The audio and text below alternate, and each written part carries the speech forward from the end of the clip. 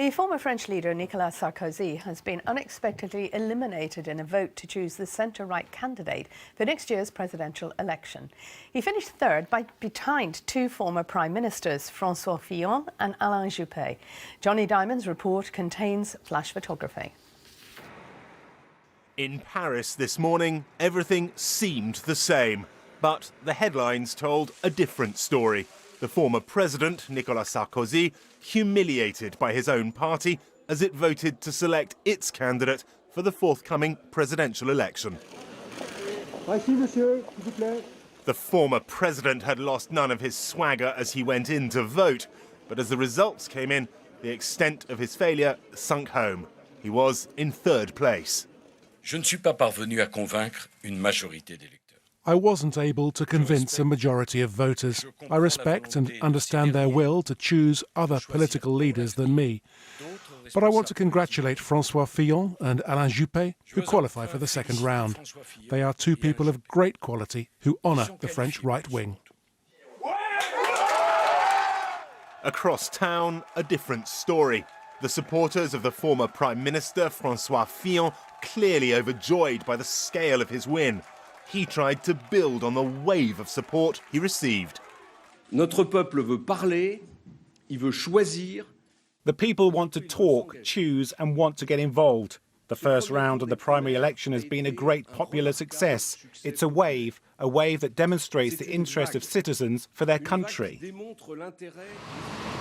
From voters, one reaction. Surprise. A bit surprised, said one, but I think in the end people need change and that's what happened yesterday. It's a surprise, said another, but at the same time it isn't one because I think there was a real need for change. I'm especially surprised by the extent of the score by Fillon. French voters are engaged and hungry for change. There may be more and bigger upsets to come. Johnny Diamond, BBC News. Well, let's get more reaction to this story of the political commentator Agnes Poirier, who joins us via webcam from Paris. So, Agnes, how big a shock is it? How's it going down there in Paris, particularly? Well, what was shocking was to see the turnout to start with. 4.5 million French voters. So it meant that actually a big fraction of the voters didn't belong to the French right. As you may know, the vote was open to all citizens.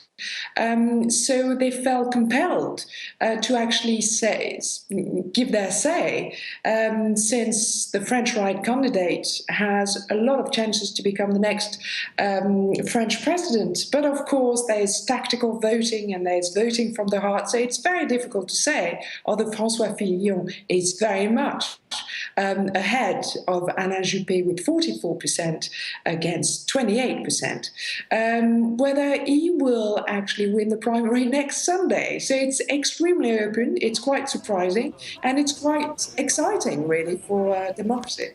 What happened to Nicolas Sarkozy? Was it his personality or was it his politics? I think I would say both. I think a lot of people who voted in the French right primaries yesterday just went to oust him, just went to say, no, we do not want Nicolas Sarkozy to actually even have the chance of running for the presidency. And perhaps the same will happen to François Hollande, because we are going to have also primaries within the French left, and perhaps a lot of voters from the right will go and vote. What about Marine Le Pen? Would people actually vote for her at the end of the day? Well, that's the big question, especially after Brexit and after the victory of Donald Trump.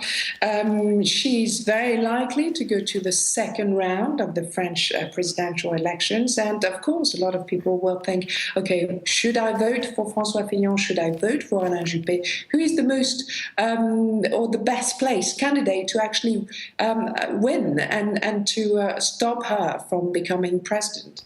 Agnes, thank you.